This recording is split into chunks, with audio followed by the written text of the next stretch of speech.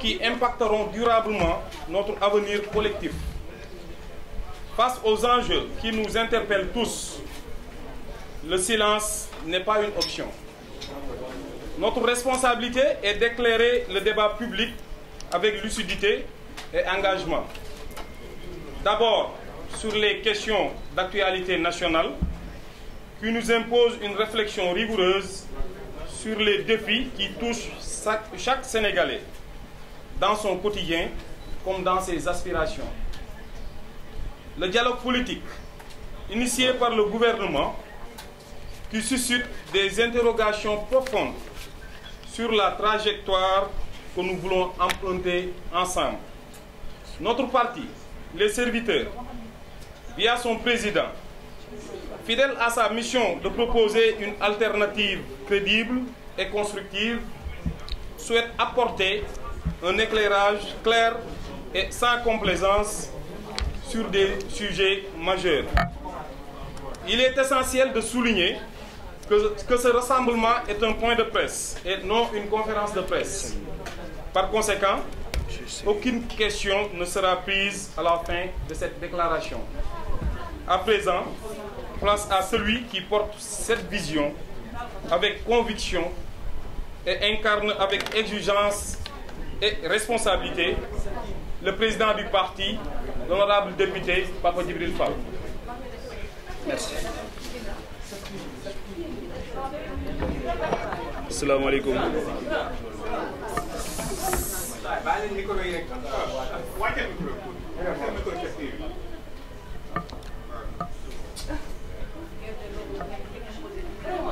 Assalamu alaikum. Asalaamaaleykum mbokku taskatu xabaar yi ñoo ngi leen di nuyu bu baax di leen dalal ci sunu barabu liggéeyukaay di nuyu mbokku Sénégal yi nga xamante ni ñoo ngi seetaan ci biir réew mi ak ci bitim réew di ci jiital kilifa diine yi comme kilifa aada yi di ñaan yàlla waxtaan bi ñuy def mu nekk waxtaan boo xamante ni bu am njëriñ la amal njëriñ li nga xamante ni moo ñu yëkkati di tax ñuy dox guddi ak bëccëg suba ak ngoon muy réewum Sénégal ak lépp loo xamante ni da koy jëmale kanam ci jamono bu ci nekk ñoo xam mu am loo xamante ni dañ ko warloo ak askanu Sénégal mooy jamono bu ci ne ngay yëglu lépp lu xew nit ñi di la ci xaar nga yëkkati ci sa kàddu wax leen li nga xamante ni moom nga ci xam ak li nga xamante ni moom nga ci xalaat kon loolu moom moo sabab jotaay bii nga xamante ni dinañ koy baril di def comme bi ñu duggee politique ba tey ni nga xamante ni à chaque fois bu ñu nekkee ci jamono boo xamante ni laaj na ko ñu génn yëkkati suñ kàddu ngir mën a dégtal citoyen sénégalais yi nekk ci biir réew mi ak ci bitim réew li nga xamante ni moom mooy sunu xalaat tey nag dañ koy tàmbalee yëkkati ay kàddu njaal jëmale ko ci kenn koo xamante ni dafa bokkoon ci ñun sunu borom dogal mu wuy ji sunu borom ci ay conditions yu xaw a metti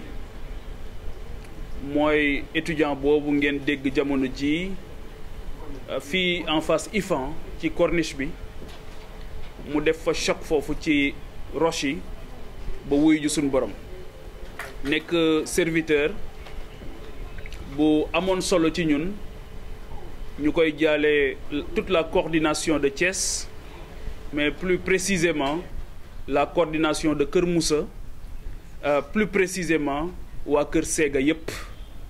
muy Mouhamed Ndoye ñu koy jaale waajuram Pape Ndoye ak waajuram wu jigéen soxna Binta Ñang di ñaan sunu borom subhanahu wa taala mu xare ko aljana dolli ko yërmande mu nekkoon serviteur bu dévoué fidèle loyal mais amoon le Sénégal véritablement au cœur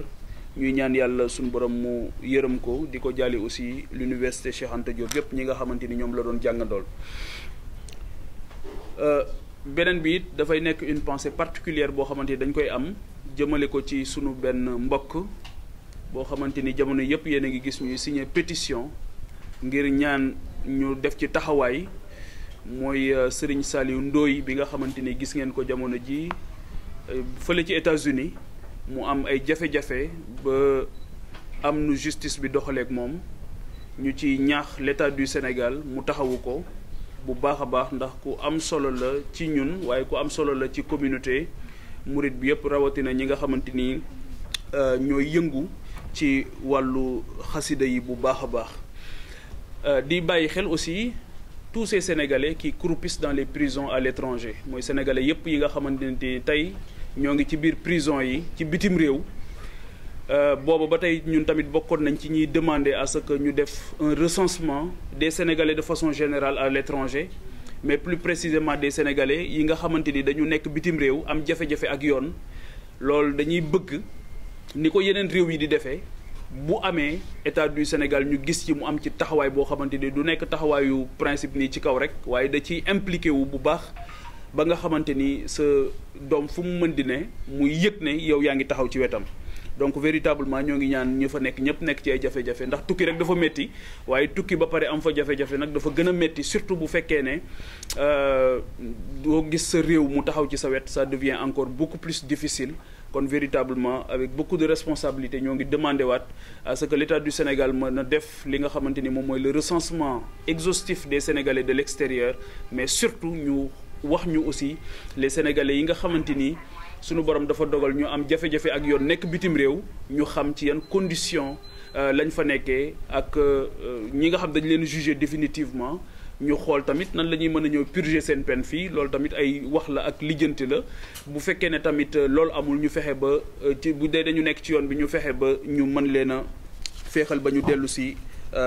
ci seeni mbokk je pense que ne loolu lu am solo la. ngeen may ma aussi ma jaale keneen koo xam dama koy jaale tout le personnel médical ndax yëg ngeen jamono ji ki nga xamante ni moom mooy Mamadou Samba Diallo nekk infirmier chef de poste fële ca Arafat ci Koungheul. dañ ko agressé sauvagement ci biir këram koo xamante ni dafa jógoon dem nekk foofu di taxawal Sénégal di faj ay doomu aadama ñu fekk ko dans ces conditions là agressé ko loolu aussi dafay interpeller waat la sécurité publique rawatina ñooñu nga xamante ni wax dëgg yàlla seen mucc farata la ndax ñoom ñooy taxawu nit ñi bu fekkee ne ñoom dañu nekk ci danger je pense que ne loolu dafay interpeller toute la nation sénégalaise malheureusement ni ma bëggoon ci dégg autorités yi dégguma leen ci noonu y compris le ministère de tutelle je pense que dégguñu ko ci te tey jii kooku dañ ko rey sauvagement ci conditions yu doy waar mais ñi nga xamante ni tamit seen soriwaay tey ak conditions yi ñuy liggéeyee mën naa tax sax voilà ñu seen bakkan ñu faatu te kenn du leen agressé mais conditions yi ñuy liggéeyee moom moo metti donc nous demandons aussi avec beaucoup d'exigence avec beaucoup de responsabilité le personnel soignant ñu gën leen a mën a taxawu fépp foo xamante ni mën nekk nañ fa ci biir Sénégal parce que encore une fois conditions yi ñuy liggéeyee conditions yu métti la te loolu ñi nga xamante ni yëpp ñoo ngi voyager ci biir réew mi di tukki gis nañ ne des fois nga fekk leen ci conditions d'hébergement yi mais conditions de travail yi parce que tout simplement boobu ba tey aussi ñoom ñoo ngi xaar une revalorisation ci seen i conditions yi nga xamante ni ñoo ñu liggéey te liñ ciy jot ci ay jàmbat yooyu dafa bari lool te lu ci ëpp ci ñoom bu ñuy jàmbat du ñu jàmbat lu jëm ci ñoom mais dañuy jàmbat loo xamante ni moom moo leen mën a permettre ñu def seen liggéey convenablement. leneen li tamit comme ni ma leen ko waxee léegi jamono bi yëpp yéen a ngi ñuy suivre ci suñu actualité ñuy dalal ay sénégalais yu jógee ci boor bu ci nekk sénégalais yooyu nag maa ngi yëkkati sama ngërëm ci sama turu formation politique di leen gërëm bu baax a baax a baax ndax fii ñu toll jafe-jafe bi ñu am sax mooy nan la ñuy mën a vider jamono bu ci nekk agenda instance yi ñuy am ci ñi ñu war a recevoir ñuy jóge fépp ci biir Sénégal ak ci bitim réew donc ñooñu tamit nga xamante ni tey ak démb dañ ñoo gis comme koo xamante ni yëkkati soxla askan wi dafa nekk yitte bu mag ci yow ñooñu mënuñu leen fay te maa ngi leen di gërëm bu baax di leen sant ils nous viennent de partout jamono yooyu nag jamono yi ñu recevoir ci ñoo xamante ni pour topp liggéey ñiy topp liggéey bi gis nañu ko ñoo xam dama koy évoqué waat fàttali ko gouvernement du Sénégal ndax fàttali baax na lool ci koo xamante ni dafa gaaw fàtte rawatina ñi fi ne moom gaaw ñu fàtte mais dañuy fàtt seen nopp yi kon ñooñu di leen fàttali di fàttar ñu nopp yi lu am solo la ndax dégg naa fan yi yëpp ñu bokk ci ñoom sax di wax ne tijji leen seen bureau yi recevoir leen nit ñi premier ministre ne tijji leen seen bureau yi jël leen téléphone yi mais moom premier ministre sax dafa tëj ay bureau moom sax neexut a gis am na ñu bëri ñuy jàmbat ne moom sax neexut a gis xaw ma lan la ñuy def nag à part liggéey pour Sénégal mais je pense que ne loolu en tout cas man ñi may recevoir dañuy fëgg bunt yi ba sonn duñu leen gis te loolu jàpp naa ne suñ responsabilité ñun en tant que représentant du peuple mooy di leen fàttali avec beaucoup de responsabilité li nga xamante ni moom moo leen teg foofu. ci suivi boobu ci préoccupation yi ñu am maa ngi koy wax jamono bi mooy 312 policiers yi nga xamante ni keroog bi ñu fi mujjee jàkkaarloo maa ngi leen ko doon fàttali ñooñu nag dañu fi génne woon benn circulaire jamono bële daan leen indiwaat leen seen dossier pour ñu réintégrer leen mais jàpp naa ne boobu ba tey maa ngi koy topp mais tuuf kaani lay gën a nuróol nuruwut une volonté réelle de les intégrer te ñooñu dañ leen waroon a réintégrer sans condition parce que encore une fois ay tuuma la ñu teg ci ñoom jàpp naa ne sax dañu leen a waroon a dàmp parce que dañu teg ci ñoom ay tuuma yoo xamante ni teguwul bon wax naa ko fi nee naa premier ministre peut-être que dañ ko juumloo woon peut-être que aussi da ko teg ci li nga xamante ni moom la amoon ci ay documents jàpp ne ay ñoo xam amuñu qualification ak yooyu la loolu tam waxoon naa ko wérut dëppawul ak li nga xamante ni moom moo am et les faits le contredisent donc ces gens qui ont servi la nation il y a pas de civil dedans donc kenn civil amu ci ay ñoo xamante ni lañ dañu def formation militaire ba pare am seen certificat de bonne conduite am casier judiciaire vierge ñëw servir la police bàyyi woon seen i liggéey parce que pour l'amour de la tenue ñëw servir réew mi dans des métiers différents au niveau de la police donc ñooñu seen mérito wuñu ñu xëy dàq leen comme ay criminels mais dañ leen a waroon a toppatoo sargal leen te maa ngi koy réitéré waat di ci woo ñi nga xamante ni aussi ñooy saytu wàllu àq ak yelleefu doomu aadama di ci woo kilifa yëpp ne ay borom kër lañ ñu bàyyi leen moo tax man dama jëloon engagement du ma leen bàyyi keroog sax maa ngi leen di tooñ ne leen man maay nekk 313e policier bi donc véritablement je continue di jouer rôle boobu parce que jàpp naa ne ils doivent être réintégrés rawatina wax naa léegi ne Mamadou Samba Diallo dañ ko rey problème mu sécurité publique mënoo am problème mu sécurité publique am problème mu déficit ci wàllu personnel ba pare ngay xëy di dàq ay nit parce que tout simplement da nga jàpp ne voilà dañu ay nervi lañ di leen qualifier de nervi alors que c'est totalement contraire ak li nga xamante ni moom moo am donc je demande encore une fois te loolu maa ngi ñaan presse bi aussi ñu bañ a bàyyi loolu quitte à aller les interviewer maa ngi leen koy ñaan parce que ay pères de famille lañ yoo xamante ni derrière eux c'est toute une famille bu ñuy supporter te bu ñu leen dàqee alors que voilà ils ont servi la nation ils méritent les honneurs de la nation mais ils méritent pas d'être chassés comme ça de la police comme de vulgaires criminels kon je demande leur réintégration sans condition te circulaire boobu ñu defoon muy nuru luy leen di réintégrer maa ngi interpeller le ministre de l'Intérieur et de la Sécurité publique di intégrer le directeur général de la police nationale ne ko nañ leen delloo police sans condition bien sûr wala damay demander ça à ce que ñu dàmp leen parce que li ñu toog fan yëpp liggéeyuñu weer yi yëpp liggéeyuñu c'est pas normal beneen licenciement yi toujours nga xamante ni dama ne woon du ma ko bàyyi parce que loolu mooy suñu responsabilité ñun doo ñëw rek wax ci actualité parce que dafa xew nga wax ko daal di koy bàyyi voilà après tu passes à autre chose dafa nekk loo xamante ni il faut que nga jël ko téye ko sa loxo ba nga xamante ni dina am résultat yi nga ci bëgg surtout bu fekkee ne li ngay wax dëgg la te loolu moom moo am avec des documents li ma waxoon keroog moo am on a eu des documents yoo xamante ni dafay prouver ne ñi ñu dàqoon rawatina ci port bi ak ci yeneen société muy société la caisse de dépôt et consignation ak yeneen société yu bëri yoo xamante ni dàq bi ñu fa dàq sénégalais yi fa nekk teguñu ko ci dëgg teguñu ko ci njub teguñu ko ci maandu teguñu ko ci dara loolu aussi maa ngi ciy interpeller la presse mën nañu def liggéey bi ma def man daje ak ñoom jël documents yi effectivement c'est des gens qui sont victimes d'une injustice te li ko waral keroog gis ngeen ko ci 1er mai bi yaakaar naa ne 1er mai bu mel noonu mosuñu koo gis Sénégal 1er mai boo xamante ni ay travailleurs yu ñu dàq ñoo gàddu ak keesu néew indil la ko wane ne tey kenn du fêter le travail on va fêter le chômage voilà te loolu jàpp naa ne aussi yéen gis ngeen ko man fàttalikuwuma ci sama xalaat li may topp actualité yëpp et c'est 15 dernières années yaakaar naa ne li ma raw ci actualité bariwul mais véritablement fàttalikuwuma 1er mai boo xam keesu néew la ñuy gàddu indi ko may nuyu Boubacar Fall bi nga xam moom moo jiite le collectif ce qui s'est passé avec ces 30 000 travailleurs c'est d'une injustice notoire cuune lay wane ñàkk njàmbaar lay wane ci nguur gi mais dafay wane aussi fi nga xamante ni dafa nekk la bande-annonce de comment ils veulent gérer le pays ces prochaines années. Parce que tey jii boo jëlee en dehors de ces 30 000 licenciés c'est très injuste maa ngi demandé waat bu baax gis naa leen ñuy wër kër diina yëpp maa ngi ñaan kër xalif yëpp ak seen njaboot ñu jàppale leen bañ delloo leen seen liggéey parce que 30 000 personnes rien qu'au port rek qu'au port de Dakar rek bon bien sûr le directeur du port de Dakar il fait autre chose à part travailler mais rien qu'au port de Dakar li ñu fa dàq c'est excessif c'est trop. ba pare ñu ci bëri ci ñoom ay recommandé lañ mais ils vont dire recommandé nan lay dàqee recommandé c'est pas possible loolu xel nanguwu ko voilà donc su fekkee ne ñoom li ñuy def du recrutement politique xaw ma lan mooy recrutement politique alors que man ñi ma rencontré c'est des Sénégalais bon teint gisuma ci benn étranger loolu mooy li jiitu beneen bi aussi mooy gisuma ci koo xamante ni amul qualification ñi ma ci rencontré ñi ciy def droit il maîtrise le droit ñi ciy nekk ay commercial il maîtrise totalement le marketing ñi ciy def leneen maîtriser nañ ko donc c'est des gens yoo xamante ni qui sont bien formés et qui ont voulu travailler pour le Sénégal dans des secteurs très stratégiques dans des sociétés nationales donc dàq bi ñu leen dàq aussi du yërmande du maandu du njub ak luñ mën a wax loolu moom mooy li nga xamante ni moom moo am donc c'est totalement injuste donc ñooñu aussi ñoo ngi demander à ce que ñu revoir seen situation beneen situation bi nga xam dafa ma préoccuper trop mooy la situation du secteur privé national bon balaa may agsi ci secteur privé bi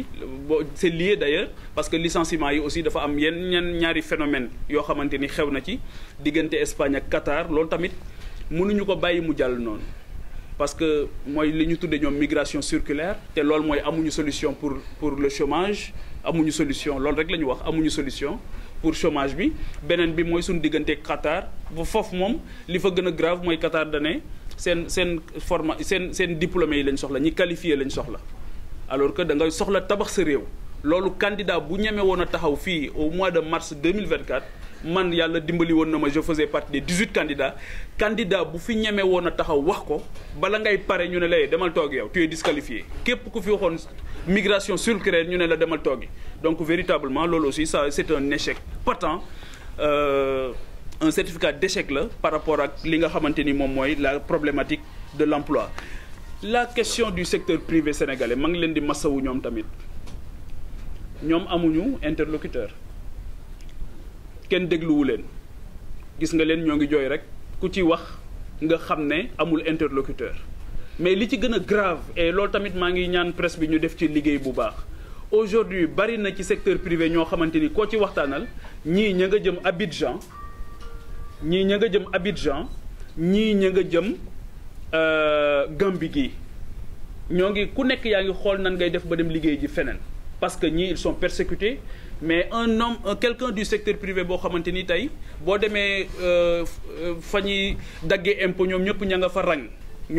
fa rang donc foofu la ñuy xëy tey donc véritablement je pense que le palais et la primature d'ailleurs dañ ko déplacer dañ ko def léegi ay bureau bis de la DGID parce que c'est là-bas aussi où ils ont choisi de persécuter les hommes d'affaires loolu tamit jàpp naa ne c'est inadmissible réew li koy développer mooy un secteur privé bu am solo bu bëgg réewam buy jàppale réewam mais dafay ànd ak un état stratège bu intelligent boo xamante dina mën a dimbali réewam pour mën ko suqali loolu nag la ñu gisul fii gis nañ ne notre état n'est pas suffisamment stratège véritablement dafa nekk il veut se passer pour un agent de recouvrement wala soit leneen kenn xamul lu muy nural fi mu ne mais en tout cas lii ñu gis nii moom jëmul kër mooy secteur privé bi ñoo ngi jël seeni bagages di dem je pense que même presse bi am na ci ñoo xamante ni ñoo ngi bëgg a jël seeni bagages tamit di dem mais bon je vous demande de rester on va mener le combat ensemble pour la situation surtout des travailleurs que vous êtes dans les maisons de presse parce que xam nañ ne métti woon na mais gën naa métti léegi parce que li tax mu gën a métti léegi mooy seen ministre bi dégg naa daa gëjoon ci réew mi donc xamul wàllu presse bi ni muy doxee donc il dit tout et n'importe quoi te jàpp naa ne loolu tamit yelluwul baax na ñu delloo si en tout cas à l'orthodoxie un ministre boo xam dina mën a wax ak la presse jàppe leen ay collaborateurs mais du leen jàpp rek comme aussi ay vulgaires délinquants yoo xamante ni daf leen war a persécuter tëj seen i groupe de presse jàpp naa ne loolu c'est inadmissible leneen li nga xamante ni aussi daf ñu dal fan yi mu am solo di dugg toujours dans ce cadre de l'incertitude économique mooy dañu recevoir benn mouvement bu am solo bu tudd ànd dooleel transport qui rassemble les taximans, beaucoup de taximans, le regroupement des taximans du Sénégal.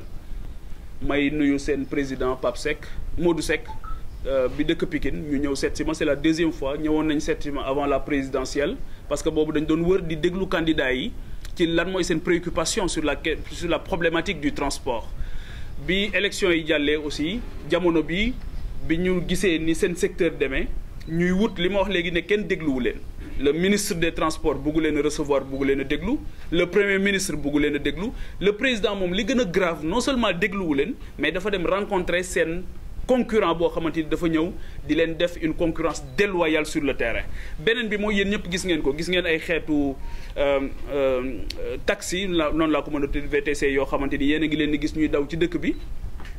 mais ay ñoo ñi ko moom du ñu ay sénégalais ay doxandéem lañ yow secteur bi nga amoon. Rien que man ñi ma recevoir seen regroupement bi ak boo ko defee par extension il tourne autour de 28 000 il y a 15 000 qui sont actifs li ñu ma wax mooy ñu ci bëri ci ñoom ñoo ngi bëgg a jaay seen i taxi parce que tout simplement la concurrence non seulement la concurrence est déloyale mais beneen bi mooy jafe-jafe yi ñu am pour ñu mën leen a déglu pour mën a réformer seen secteur pour mën a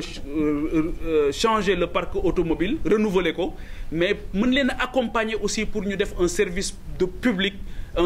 public du transport de qualité loolu ñoom ils sont dans les dispositions ils ont montré la volonté mais il n'y a pas une volonté politique réelle en face donc loolu aussi ma leen ci massawu ñoom parce que ñëw nañ ma dalal leen ñu xam seen secteur comprendre ko mais bizarrement le ministre qui est un simple bureaucrate qui se retrouve dans son bureau et ses collaborateurs pense connaître mieux le secteur que ñoom ba nga xamante ni dafay jàpp ne dafay bunkériser wu dans son bureau def lu ko neex mais li gën a metti c'est-à-dire 28 000 personnes 15 000 personnes qui sont dans un secteur soo jëlul sa temps déglu leen xaw ma lan ngay def leneen li mooy l'histoire des déguerpissements gis ngeen ko tamit bon premier ministre dana yëgu ko woon bon doon naa ko fàttali fële ci assemblée nationale ne ko dégg naa nga ne yëgoo ko woon bon un premier ministre boo xam loo wax mu ne yëgu ko donc loolu aussi ça pose problème donc il faut que aussi ñoom ñu gën a góorgóorlu ci di yëg li nga xamante ni moom moo xew leneen li mooy la vie chère temps yëpp waxoon naa ko keroog nee naa leen bàyyi leen ministres yi ak DG yi nekk ci plateau yi naan dund gi wàññeeku na yéen ñii di ma interviewé fii tey ak ñi may seetaan xam nañ ne tey la wàllu gën a ay tey la woyofal bi gën a cher tey la yeneen intrant yëpp gën a saf-sap donc wàññeeku bi moom kuy am salaire u 5 millions ak kuy am salaire u 8 millions dégg naa am na ñu ci am salaire u 9 millions xeet yooyu donc ñooñu moom mënuñoo apprécier dund gu wàññeeku waaw donc ñoom bu ñu ñëwee ci seen plateau yi naan dund gi wàññeeku na da ngeen leen day opposé leen ko rek avec un micro trottoir dem leen rek def micro trottoir koo ci tegal micro trottoir mu daw dégg naa sax léegi ñu ci bëri ci ñoom bëggatuñoo ñëw ci plateau yi et je pense que kanam la jëm su fekkee nguur gi parce que c'est difficile de défendre l'indéfendable et plus ñuy dem plus le plus un gourou de la com mënul sax communiquer sur du top donc il faut du réel pour communiquer et je pense que actuellement jàll nañ une année boo xamante ni véritablement il y a un vrai problème beneen bi mooy c'est sur la justice waxoon naa ko keroog waxaat naa ko Macky Sall dane woon j'ai mis le coude ci ay dossiers mais Ousmane moom daa jël tànk yeeg lépp teg ko ci dossiers yi parce que boo jógee bëccëgu ndara kam en tant que premier ministre dem ne da ngay seeti un détenu koo xamante ni jàpp nañ ne dafa tooñ bañ yóbbu ko nga dem seeti ko pour man c'est la meilleure façon de mettre la pression sur la justice et je demande à la justice de tenir bon waaw parce que coude ak ay tànk moom yi nga xam da nga jóg waaxu ci dox ci kaw dossiers yi xaw ma ban moo ci gën a métti donc je pense que ne li woon niwul malheureusement et c'est là où je condamne encore une fois le fait que ñu téye Abdou Nguer ci biir kaso bi Abdou Nguer moom dinaa ci ñëw ci kanam ci dialogue politique bi Abdou Nguer des kaso dialogue politique di am pour man amul sens Abdou Nguer des kaso dialogue politique di am pour man amul sens parce que ñëpp xam nañ ne dañuy wër fi mu ne dañu dem sax xaw ma ndax Sénégal yëg nañ ne génne nañ Abdou Nguer keroog kaso yóbbu ko cybersécurité cybercriminalité ngir dégluwaat ko ngir am charge yu ñu teg ci moom comme ni ñu génnee keroog ku tudd Lat Diop ngir yóbbu ko ndax téye nañ ko 7 mois affaire bi mel ni château de cartes ñu gis ne kii kat li ñu ko jàppee dafa mel ni voilà dëgërul keroog génne nañ ko tamit yóbbuwaat ko pour tegaat ko yeneen charge te loolu leen dal ci ñooñ gëm naa ne ci ñëpp la leen dal moo tax léegi dafa mujj sax commencé sauf sénégalais yi bon au départ boo ne woon mandat de dépôt ça fait l'actualité mais léegi boo ne mandat de dépôt les gens ils passent à autre chose parce que dañ ci commencé sonn en réalité et effectivement ce que le procureur avait dit parce que bi mu defee déclaration boobu bu njëkk bi day wax di wax ba ci yàgg ngeen dégg mu ne je ne suis pas nous ne sommes pas des prédateurs mais monsieur le procureur c'est tout comme de plus en plus c'est tout comme de plus en plus parce que Abdou Nguer aujourd'hui détenu en prison ça n'a pas de sens c'est une et le juge Dème ma koy nuyu li mu wax dafa am solo nee na à un moment donné c'était l'instrumentalisation de la justice aujourd'hui c'est la banalisation de la justice te moom su ko waxee ñu mën ko gëm parce que sonné na alerte bi bu yàgg daal ne j'avais démissionné d'une justice qui avait démissionné et aujourd'hui pour man à ce rythme-là di nga woo nit sax mu ne la lan nga may woowee waaw parce que ils sont en train de faire pour man loo xamante ni jàpp naa ne xel nanguwu ko et que c'est à l'image de tous les autres détenus yi nga xamante ni ay détenus ci wàllu opinion lañ leen tëjee leneen li mooy sur le plan politique toujours et la justice képp waxoon naa ko fii képp koo xamante ni Ousmane Sonko xuppoon na la wala mu jàpp ne def nga lu ko teree nekk candidat soit muté nañ la fu sori pour sanctionner la soit bu dee acteur politique nga xamal ne moom yow tu es dans le collimateur ku mel ni Abdou Nguer ñëpp xamoon nañ ne dina dem kaso dañ doon laaj kay kañ lay doon waaye chaque jour dañ ko doon wax ne ko yow moom doo tabaskee sa kër wala doo korité sa kër maa ngi demander nag à ce que mu dem tabaskee ji këram parce que il fait absolument rien en prison te bu fekkee ne wax njombe bu fekkee ne wax njombe rek waxkatu njombe yi xam nañ fu ñu nekk parce que je pense que ne de plus en plus mbir yu mel noonu am na feneen foo xamante ni foofu lañ koy dégg bien entendu leneen li nga xamante ni dafa am solo te démb ma déglu ko renseigné wu ci bu baax mooy la problématique des étudiants dinañ defaat beneen waxtaan ci université yi ak ci étudiants yi parce que am nañ ci ay liggéey yu am solo yu ñu ciy def gis ngeen li xew université Bambey ma leen di masawu ñoom tamit parce que man foogoon naa ne lacrymogène 2024 lay jeex Sénégal man loolu laa foogoon lacrymogène 2024 lay jeex Sénégal waaye keroog li ma gis ñu dóor ay étudiants ay lacrymogène ci biir université bu Bambey loolu ça fait c'est une honte pour xale yoo xam dañoo jóg pour dem jàngi amut lu ñu leen di fayee lu dul ay lacrymogène parce que tout simplement dañuy revendiquer de façon pacifique li nga xamante ni moom mooy seen droit parce que njàqare boo xamante ni am nañ ko donc je pense que ne les universités de Bambey université bu Saint-Louis tamit gis naa ñuy grève mais bi gën a daw yaram c'est l'université Assane Seck de Ziguinchor démb maa ngi saluer d'ailleurs étudiante bi ma dégg mu wax avec beaucoup de responsabilité mu ne nous ne sommes pas ici pour créer un désordre mais dañuy rappeler un droit mais li gën a métti nee na bi ñu waxee ak seen recteur bi nee na dafa wax ne amul jot bi il n'a pas le temps il n'a pas aussi amul jot nee na amul jot amul xaalis pour prendre en charge ci ay chapiteaux yu ñu leen doon def xale bu jigéen bi étudiante bi wax ne chapiteaux yi tàng na tàngoor boo xamante ni ñii dañuy xëm di daanu ci en plein cours nekk dans des conditions inhumaines pour jàng donc les conditions pour ñu jàng dans ces chapiteaux là n'étaient pas réunies mais léegi nag dañu ci boole tëj chapiteau bi donc su ma ci waxee loolu ba pare donc di wax le ministre de l'enseignement supérieur ñu gën a bàyyi xel sur la situation des étudiants ba nga xamante ni étudiant Sénégal moom dootul am benn yitte budul parce que un Sénégal souverain juste et prospère mënoo koo am lu dul da nga am un enseignement supérieur de qualité une recherche de la recherche et de l'innovation boo xam dañ koy financer et les chercheurs du pays actuellement wax nañ leen xalaatuñu sax ay financement ak yooyu parce que je pense que ne actuellement li ci xew doy na waar beneen bi nga xam dañ leen recevoir fii ma leen di nuyu c'est l'école nationale de développement sanitaire mooy ENDSS ñoom dañu ñëw seet si ma ñu waxtaan ñoom moom seen directeur da leen porté woon plainte mooy li gën a grave parce que tout simplement ils ont aussi revendiqué ñoom ñu porté leen plainte directeur bi bon yàlla def na directeur bi jëlee nañ ko fa fan yi mais li gën a grave mooy les enseignants ont décrété une grève illimitée et ces agents de santé ces futurs agents de santé aujourd'hui amuñu fu ñu ko mën a jooyee jànguñu te amuñu interlocuteur dañu jëloon mesure ne dañ leen di réintégrer à l'université Cheikh Anta Diop la réintégration n'a jamais été effective donc réintégrer wuñu leen jànguñu ñu nekk dans une situation assez hybride te loolu aussi maa ngi demander à ce que la presse puisse faire un travail dans ce sens ñëw nañ seet si ma fii avec beaucoup d'amertume laa leen recevoir mais leur situation est catastrophique et chaotique et jàpp naa ne tey war nañu fexe ba enseignants yooyu de concert avec le ministère de la santé le ministère de l'enseignement supérieur ñu fexe ba nan la ñuy jëlee en charge seen conditions enseignants yi ñoom tamit pour ñu mën a dem jàngi parce que actuellement ils sont en train de payer le lourd tribut par rapport ak dysfonctionnement yooyu nga xamante ni am na ci kii bi ci ENDSS ma leen di nuyu bu baax di nuyu seen président bi nga xamante ni ñëw nañ seet si ma avec surtout beaucoup de responsabilités et c'est ça qui est remarquable parce que mën nga revendiquer mën nga contester mën nga indigné wu may def ko toujours ci forme bu baax beneen bi may jeexale avant may ñëw ci li Moustapha annoncé léegi muy le dialogue beneen bi may évoquer mooy la situation des étudiants qui vivent dans des appartements surtout à Dakar xaw ma ndax yéen a ngi suivre actualité boobu mais ñu ci bari ci ñoom aujourd'hui ils risquent de dormir ci biti parce que ñu ci bëri mënatuñ leen a fayal amatuñ lu ñu fayee et la plupart d'entre eux dañuy bàyyi jàng xaw ma ndax loolu tam yëg ngeen ko mais universités yi étudiants yu bari dinañ ñëw Dakar pour jàng si wala ñu dem dans les autres universités dans les villes problème hébergement moom mooy tax ñu bàyyi jàng problème hébergement te li may wax ni ñi am ay mbokk ci université yëpp xam nañ ko problème hébergement dina tax nga bàyyi sa ay études dellu sa kër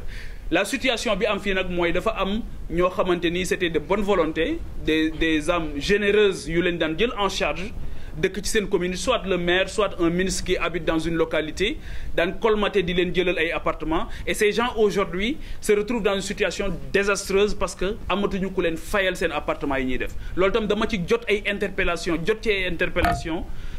bon ma ne leen nag voilà un député amul xaalis li mu am mooy kàddoom yëkkati kàddoom te dinaa yëkkati kàddu ba ñi ko war a yëg ko pour def ci dara donc ma leen di nuyu ñoom tamit di leen masawu bu baax parce que véritablement am na ci ñu ma dalal dama leen énergie bi ngeen am de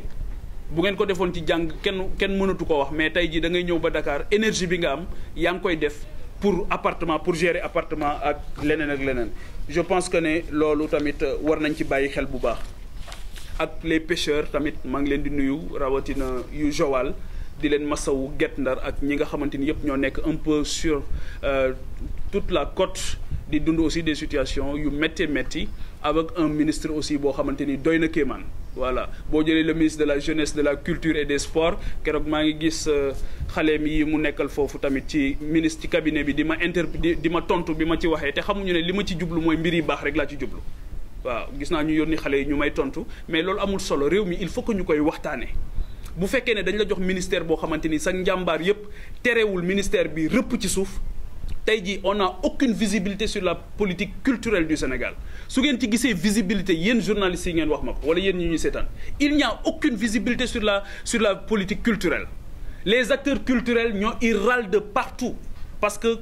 gisuñu visibilité boo jëlee la politique sportive aujourd'hui on a une occasion inouïe c'est les JOJ on risque d'avoir des Jeux olympiques de la jeunesse avec 0 médaille suñ ci góorgóorlu wut waxuma sax du point de vue de l'accueil de l'hébergement ak yooyu mais 0 médaille buñ ci góorgóorluwul buñ moytuwul dañ ko am parce que l'État jusqu'à présent ne joue pas véritablement son rôle et que pour man il faut éclater ce ministère ba pare jox ko ñoo xamante ni xam nañ ko mën nañ ko et surtout pas de la bureaucratie parce que man li may wax gars yi souvent mooy cette bureaucratie là va inhiber toutes les énergies te de plus en plus bureaucratie boobu laa gis ne dafay jël le pas sur toutes ces énergies débordantes yoo xamante ni am nañ ko pour développer ces secteurs stratégiques loolu nag suñ koy wax waxuñu ko contre un ministre encore une fois nañu dal poste yi leen teg yàlla poste yi ñu teg yi ñu nekk suñu borom moo tudd ñu nekk fa donc bu ñu bàyyi xel ci temps bi ñu fay def nañu bàyyi xel ci li ñuy def ci temps bi ñu fay nekk loolu moo mu ëpp solo mais di bàyyi xel temps bi ma fiy def di def ay pexe pour toog fa loolu amul solo li am solo mooy est-ce que yow yaa ngi développer secteur bi est-ce que y a un véritable plan stratégique de développement de ces différents secteurs la jeunesse n'en parlons pas la jeunesse véritablement n'en parlons pas su fekkee ne at mi gis ngeen ci l'impact de la jeunesse dans le cadre de ce ministère là su fekkee gis ngeen ko rek ngeen wax ma ko man en tout cas gisuma ko on attend toujours une lisibilité dans ce sens alors que la frange la plus importante aujourd'hui de ce pays est essentiellement constituée de jeunes loolu tamit dafa nekk problème boo xamante ni c'est un problème majeur. Maintenant je peux faire allusion aussi au ministère des collectivités territoriales les conseils départementaux ba fii may wax ak yow pas de fonds de dotation ñoom tamit dañuy xëy ils se tournent les pouces, il y a absolument rien à faire. Donc loolu yëpp nag soo ko boolee dans ce contexte là bi nga xamante ni ñun ñëpp suñu bopp yi fi mu ne gis naa keroog benn image boo xam dañu wane bopp bi wane place au cerveau bi ñu def fa am xar yaakaar naa ne fi mu ne nii moom ñëpp xar la ñuy lijjanti fi mu ne ci réew mi. am na fu ma lire keroog je pense que ministre bi ko ne y a un gap de 400 000 têtes boo xamante ni am na mais problème bi du indi xar problème bi mooy lu ñu ko mën a jëndee waaw xaw ma ndax presse bi am ngeen avance tabaski ak yooyu xaw ma ndax génnagul voilà donc nee nañ génnagul voilà donc ni mu génneewul ci yéen nag la génneewul fépp waaw voilà donc yaakaar naa bu weesoo Diomaye ak Ousmane xam naa ne ñi fi am xar dina néew xanaa ñi ñuy may ay xar. Donc loolu aussi bëgg naa ñu def ci taxawaay yu am solo véritablement pour permettre aux Sénégalais ñu mën a am xar avec un coût boo xamante ni du nekk problème pour ñoom. léegi nag c'est dans ce contexte mesdames et messieurs ci la ñu ne dañuy woote un dialogue politique président dafa wax ne dama woote un dialogue politique la journée du 28 ci calendrier républicain bi la nekk. mu nekk date bu am solo ndax réew il faut que nit ñi di toog di pénco ñoo am pénc mu am solo nag bu tudd Assemblée nationale pénc moomu c'est par excellence le lieu du débat démocratique de la contradiction mais foofu la xel yeeg xalaat yi di daje ci ñi nga xamante ni dañ leen a yónnee ñu jóge ci ay gox ñëw daje fa mu nekk barab boo xamante ni foofu le lieu du dialogue ak yeneen instances yi nga xamante ni aussi dialogue yaa ngi fay am ak ci biir réew mi ak ci biir média yi nga xamante ni jamono bu nekk dialogue a nga fay am ay nit yu wute xalaat di toog di waxtaan di xool nan la ñuy def ba joyante mbir yi donc jàpp naa ne Sénégal fondamentalement mënuñoo wax ba du réewu dialogue réewu waxtaan la ndax tey jii da ngay gis Sénégal rek ngay gis man en tout cas ci li may topp ci histoire Sénégal rek ngay gis ay travailleurs ñëw am problème nga gis ne am nañ problème ñu ne dem nañ seeti ministre bi dem nañ seeti premier ministre dem nañ seeti président bu ñu fa jógee nga gis ñuy def tuuru syndicats yi les droits de l'hommiste dem seeti les khalifes généraux dem seeti le clergé donc loolu dafa mel ni Sénégal c'est pratiquement une exception sénégalaise loolu nag ça veut dire beaucoup de choses ci mentalité bi sénégalais am ba saa bu defee naka sudul noonu rek mooy peut-être il est poussé jusque dans ses derniers retranchements wala comme li ma wax léegi ci taximaan yi kenn dégluwu leen donc véritablement le dialogue se passe au quotidien au Sénégal léegi nag quand vous êtes élu bu fekkee ne dañ la tànn ñun ñëpp moi j'étais candidat à la présidentielle booy ñëw ci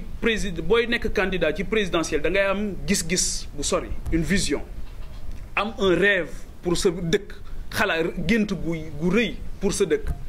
xool yeneen réew yi xool sa réew daal ne sama réew fii laa ko bëgg a jële fii laa ko bëgg a yóbbu mais dans tous les domaines de la vie économique et sociale aussi bien sur le plan matériel qu'immatériel alors su fekkee ne fal nañ la soo ñëwee ba dem élection ñu fal la nga demaat élection ñu fal la jàpp nañ ne li ci des c'est prendre des décisions mais pas des décisions yoo xamante ni qui ne sont pas pertinentes mais des décisions pertinentes yoo xamante ni dafay changer le quotidien du Sénégalais loolu lañ jàpp ne ba tey dafa des loolu xëy na télé googu ñu yëg ñoom parce que ils ont montré rapidement une volonté d'omniprésence malheureusement qui a débouché sur un aveu d'impuissance dafa mel ni fi mu ne ni loolu moo tax ñu ne échec bi il faut que ñu wut nag ñu ko porteel ñu porteel échec bi pour mën a défendre l'échec parce que actuellement loolu laa gis même sur la question aujourd'hui de la criminalisation de l'homosexualité lan nga ciy gis mooy nañu dem génne ay nit yoo xamante ni dañuy expliquer lan moo tax mënuñu ko def booba ba tey c'est tout ils expliquent l'échec allons-y chercher des gens qui viennent expliquer l'échec échec par rapport à trouver des solutions pour les jeunes l'emploi des jeunes échec pour trouver un bon système politique jàpp naa ne nous avions déjà un parce que boo amee système politique boo xamante ni te partout au Sénégal tey jii ñii tukki yëpp wax nañ la ko dañ naan ñu nan ngeen def ba génn ci jamono mars 2024 ñu ne leen mais on a un conseil constitutionnel qui a osé dire non au président de la République c'est tout la fameuse loi interprétative bi nga xamante ni ñoom moom la ñu bëgg a choisir ñi nga xam ñoom la ñuy topp ak ñi ñu dul topp conseil constitutionnel ne attention li ngeen bëgg a def nii jëmul kër donc Sénégal réew moomu la réew moo xamante ni da ngay bëgg a def dara ak koo mën a doon su teguwul ci yoon dina am ku ne la attention fi nga bëgg a jaar du fii moo tax moo waxoon ko keroog ne ko kenn du effacer kenn dañuy bàyyi nit ñi ñu nekk fii di wax seen xalaat di ko wax nag ci yar ci teggin ci xam-xam ci yitte bu mat sëkk te man loolu lay woote mooy yar xam-xam teggin ju mat sëkk mais yitte aussi bu mat sëkk parce que loolu moom mooy développer réew et gis naa absence de volonté boobu de la part des autorités actuelles. Alors donc loolu moo tax ñun bi ñu bind effectivement j'ai été saisi parce que ñi ñuy topp yëpp xam nañ ne nous sommes une formation politique très responsable. 3 ans de vie politique lañ def ma fàttali ko journalistes yi 3 ans de vie politique fàttali ko wàlle Sénégalais yi ñuy topp yëpp 22 avril 2022 la ñu def suñu déclaration pour dugg en politique 22 avril bi passé lañ def 3 ans de vie politique 3 fois lañ ci dem élection bokk élection législative 2022 bokk élection présidentielle 2024 24 mars 2024 bokk élection législative 17 novembre 2024 3 élections am na parti politique yu fi nekk depuis 10 ans 20 ans ku leen gis ñu dem élection nga wax ma yéen tey suñu siège ngeen ñu fekk dem leen ngeen topp parti politique yu fi bari yu fi nekk bu ngeen leen fekkee ci seen siège ngeen wax ma bari na parti politique yu fi nekk rares sont les partis politiques aujourd'hui qui ont une école du parti ñun on a une école du parti gis ngeen keroog lañ doon lancé à Kaolack suñu plan de formation de notre école du parti loolu tamit c'est factuel dem leen ngeen xool yeneen parti yi kan moo ci am une parti politique un parti politique du moins boo xamante ni dafay jël ay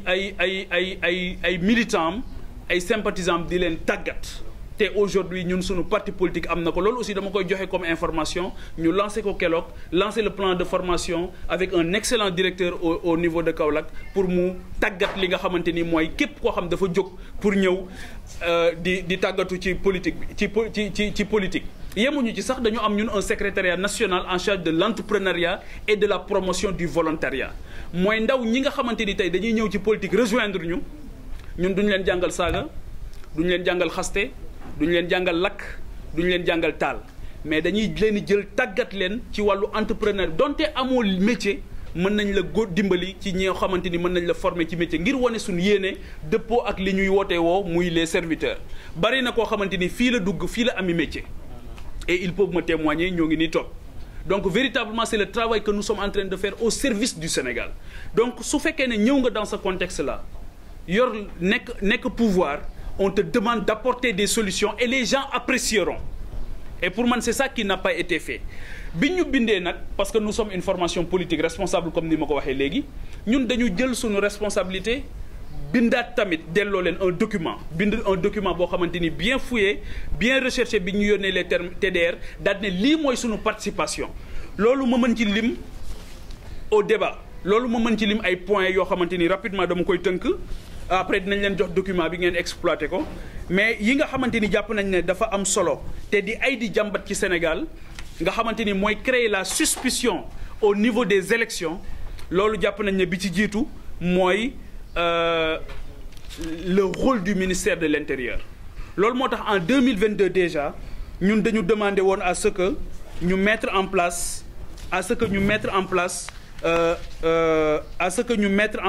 en 2022 déjà benn kuréel gu tudd une haute autorité de la démocratie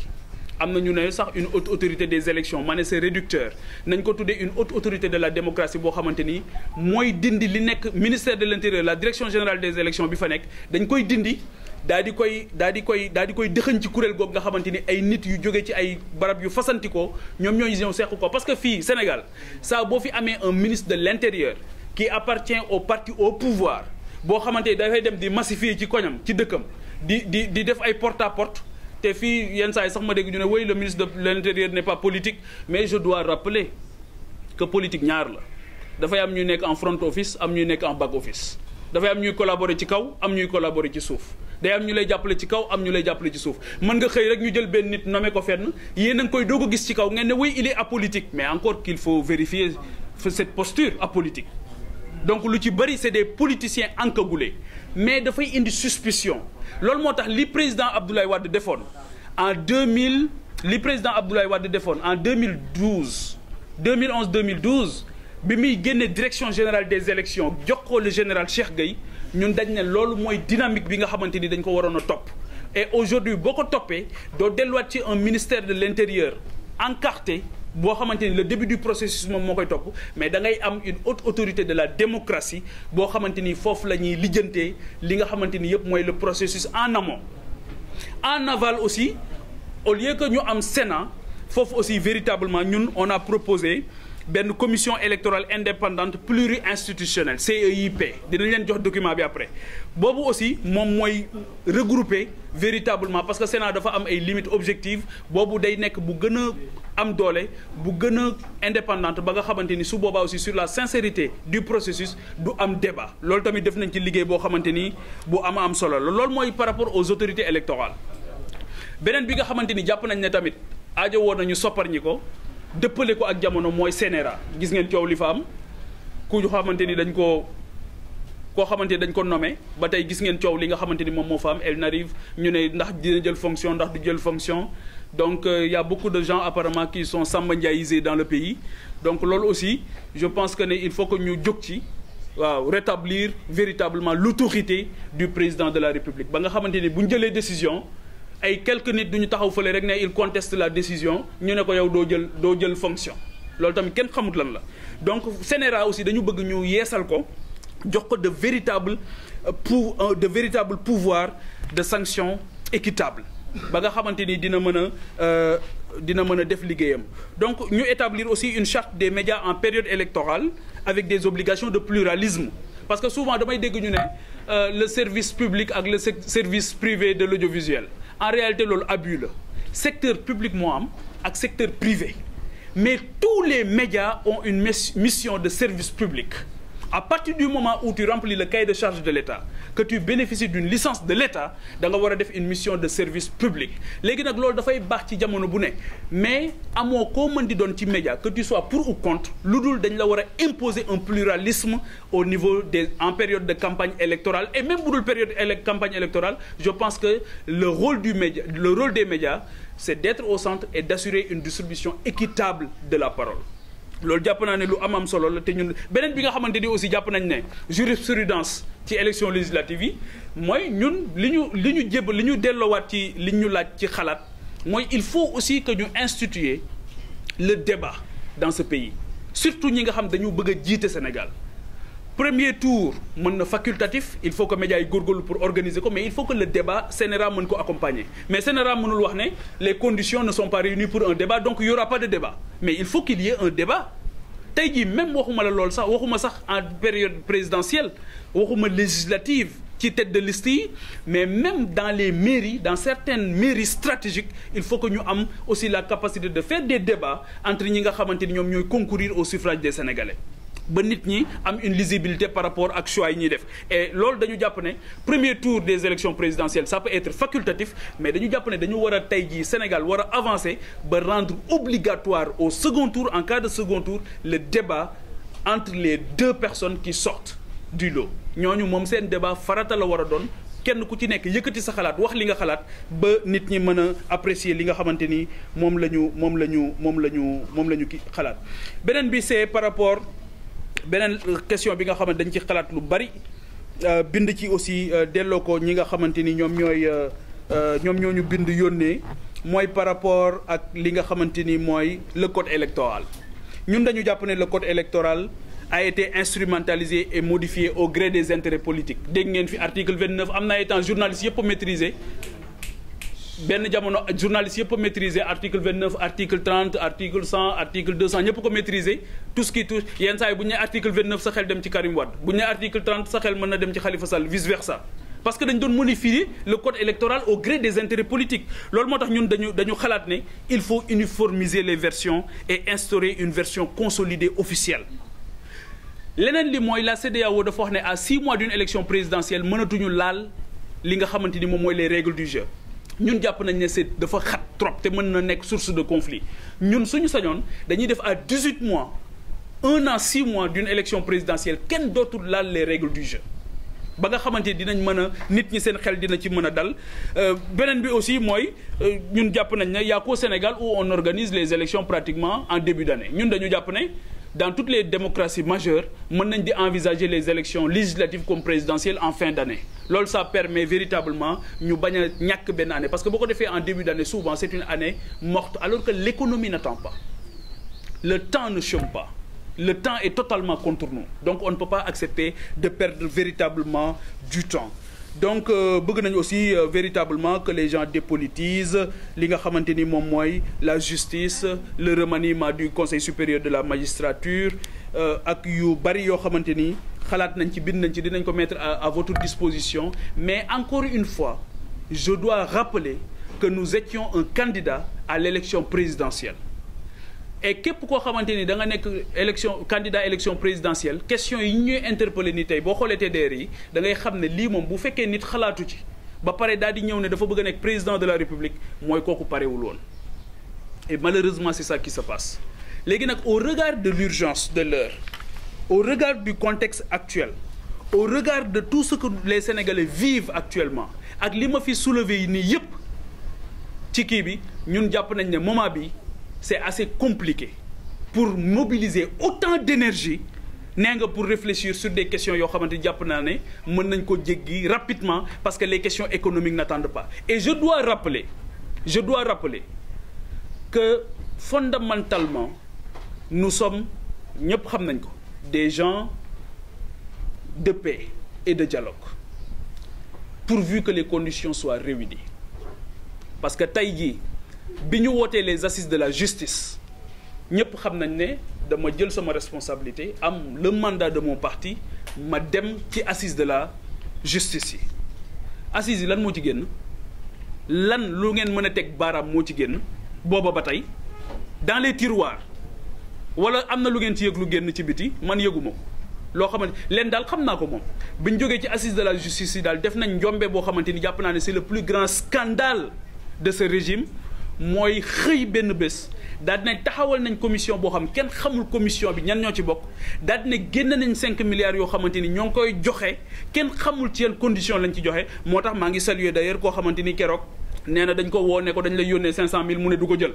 ma ne ko wax nga dëgg parce que kan moo mën a définir lan mooy tax nit nekk victime kan moo mën a définir loolu ku dul justice. Mais sur quelle base ngay joxe kii 500000 kii 50000 kii 10 millions kii 30 millions ci ban base nga koy joxe xaalis boobu xaalisu Sénégal la waroon nañu xam fan lañ koy jëlee. Beneen bi mooy surtout la qualification de victime wax naa ko fi waxaat naa ko fi ki nga xamante ni dafa tëj liggéeyukaayam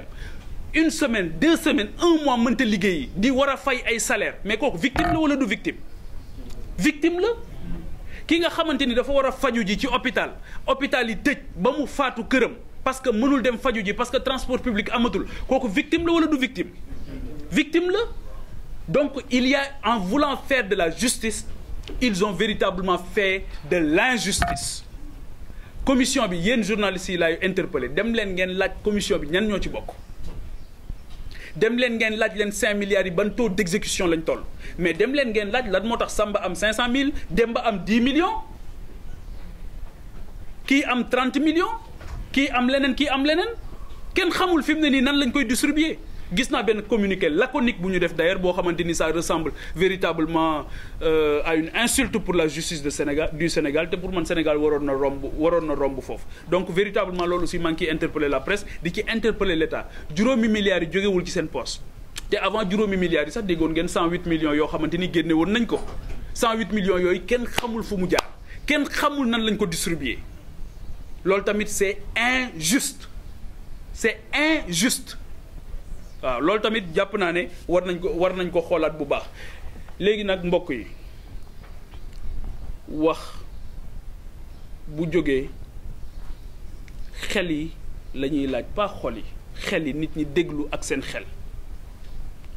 man je pense fondamentalement que ñi ma évoqué nii yëpp ñi ma fi tudd ñëpp ñu may jàmbat seeni liggéey au quotidien su ma sañoon ñooñu rek ñooy les vrais interlocuteurs aujourd'hui de l'État du Sénégal. Ñi soxla dialogue dëgg mooy taximan yooyu ma wax ñi soxla dialogue dëgg mooy les créateurs de richesse ak d'emploi mooy le secteur privé bi nga xamante ñoo ngi jël seeni bagages am na ci koo xamante ni waxtaan nag moom fan yi nee na day quitter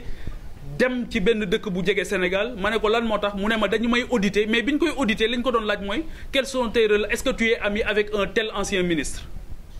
Mu indaale son conseiller technique ñu toog ñoom ñaar di débattre avec une commission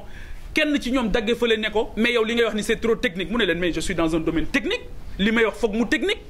lan ngeen bëgg que ça soit politique ñu ne ko quelles sont tes relations avec tel ministre tel ancien ministre mais loolu question la vous pensez que c'est sérieux loolu justice la c'est pas de la justice c'est de l'inquisition donc loolu moo tax ñun en toute responsabilité moi je suis un député du peuple sénégalais j'ai un mandat du peuple sénégalais loolu moo tax du ma laqatu ci samay biiri néeg di def quoi que ce soit au détriment du peuple sénégalais loolu moo tax li ñu ma wax ak li ma leen wax ma ñëw ne ko tànjang ci peuple ci penc mi ne leen lii la ñu ma wax lii laa leen tontu lii laa xam lii laa xalaat on va poursuivre le travail que nous sommes en train de faire continuer di tijjil suñuy buntu sénégalais yi di leen sant di leen gërëm fépp fu ngeen mën a nekk ci biir réew mi ak ci bitim réew di leen wax ne dialogue boobu nga xamante ni bés bu am solo la d'ailleurs ñoom ils ont souillé même la journée du 28 parce que c'est pas un dialogue politique c'est pas une journée du dialogue politique c'est une journée du dialogue national journée du dialogue national nag mënoon na nekk bés bu am solo boo xamante ni dañuy delloosiwaat yaakaar dundalaat yaakaar parce que tey jii képp ku nekk bitim réew di xëy di xool la presse sénégalaise da nga naan réew mi réewum sàcc rek la ay sàcc rek a fa dëkk une détestation de soi boo xamante ni ñoo ngi koy def ci ndaw ñi di ko def ci nit ñi raison pour laquelle les gens ils veulent partir ñëpp a ngi bëgg a dem ndaw ñee doon dem waaye léegi mag ñaa ngi takk seen bagage di dem voilà parce que tout simplement nit ñi non seulement dundaloo yaakaaru dalaloo xelu mag ñi dundaloo yaakaaru ndaw ñi et c'est une question catastrophique démb bi ñuy dem di jaale ji suñu xarit boobu Mouhamed Ndoye di ñaanaan suñu borom mu dolli ko yërmande egg naa ci benn station de service boo xamante ni ñañu fa fekk les pompistes dañ nañu Pape Djibril dimbali nga wax ci suñu situation ñun aussi ñoo ngi bëgg a dee donc ñooñu situation yooyu ñu nekk ak seen yaakaar ni mu jeexee ñun dañoo bëgg ñu dundalaat yaakaar yi parce que encore une fois ñi ñu fal ils sont de notre génération te nii ñu nekkee di échec mbetteel mu rëy lañ ci am ñun ñëpp nii ñu nekkee di échec mbetteel mu rëy lañ ci am te jàll nañ une année boo xamante ni rien n'a été fait xool naa ba sonn keroog benn journaliste laaj na ma ko ne ma at mi ñu romb lan nga ci xalaat duñ def ma ne at mi ñu romb moom le 1er mai bii moo wane liñ ci def keesu néew lañ indi moo tax keroog bi ñuy jël cahier de doléances yi bu ngeen xoolee le langage corporel des autorités nga xam ne ñii nag wax dëgg yàlla seen yaram neexul tey am na ci ku ma dégg sax mu ne añul ma ne ko mais nooy añee ñu ñëpp añ kenn añul nit ñi añuñu ngay wax añu ma muñal ba génn nga dem añi yow wóor na leen ne moom di nga fekk sa añ am na koo xam ne génn na te wóor na ko ne wóoru ko ne dina fekk añ këram bàyyil di tudd say añ ak ay duma nelaw ak ay duma añ ak duma reer ak buñ la falee ñu jox la lépp ne la léppalal nit ñi parce que ñoom léppal nañ la mais mënoo fi nekk di jooy ay añ ak i reer ak ndekki wala naan duma tëdd nelaw duma non mënutoo nelaw parce que yow sa tànk yaa ngi am jàmm soo moytul nit ñi duñu am jàmm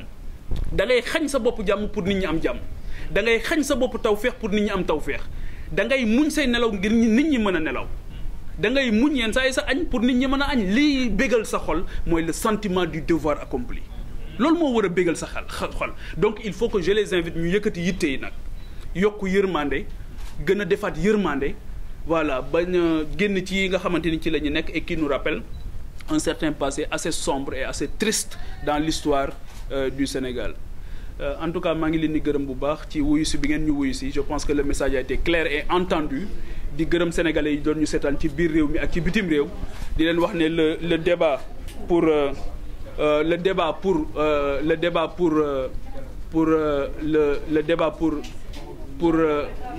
le discours